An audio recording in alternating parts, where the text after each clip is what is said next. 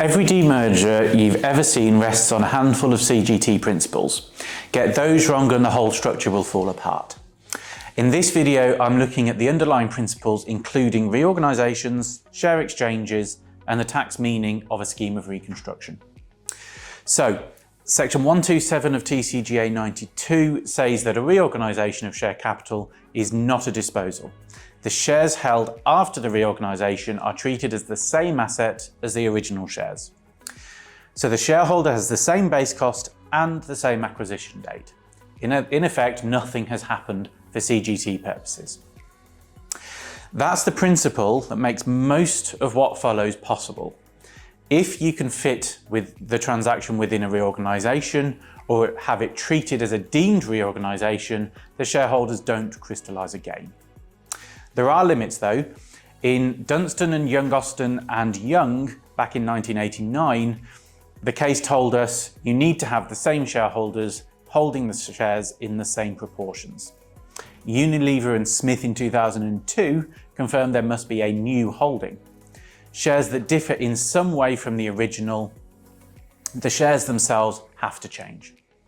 In the context of a partition demerger, this is why we often reorganise the share classes before the demerger, because that principle of proportionality applies by class of shares. It doesn't necessarily have to be over all shares of the company. Moving to a share exchange, Section 135 takes the same idea and stretches it effectively across two companies. So if a holding company acquires shares in a target by issuing its own shares to the target shareholders and the conditions are met, Sections 127 to 131 apply as if two companies were the same. There are three cases within Section 135. If any of those are met, we have a share exchange. And in the context of a demerger, we almost always rely on case one and don't need to consider any further. Case one says that the acquiring company ends up holding more than 25% of the target. And that's the building block for management buyouts when we're putting a holding company in place, and most crucially for capital reduction demergers, which we'll come on to in the next videos. The point to remember, the gain doesn't disappear, it's simply deferred and the base cost rolls over into the new holding.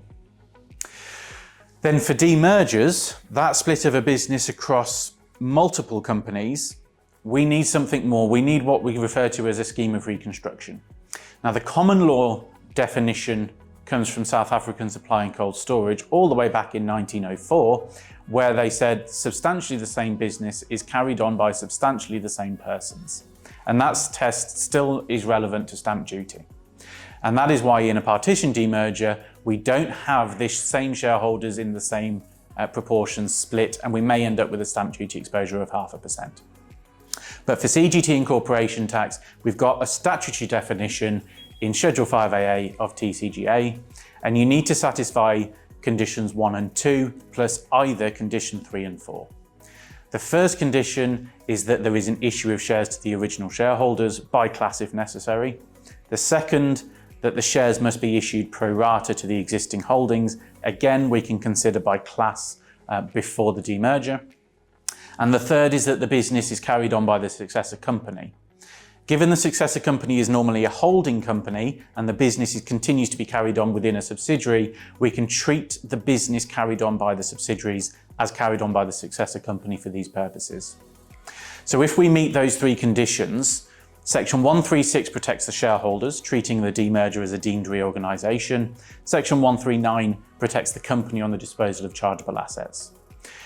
We don't normally have to look at condition 4 because condition 3 for private companies is normally met in the case of a demerger. So that's just a very quick rundown of the fundamental tax principles that we need to look at when we're doing a demerger. In the next video, we'll take a look at how exempt distribution demergers work.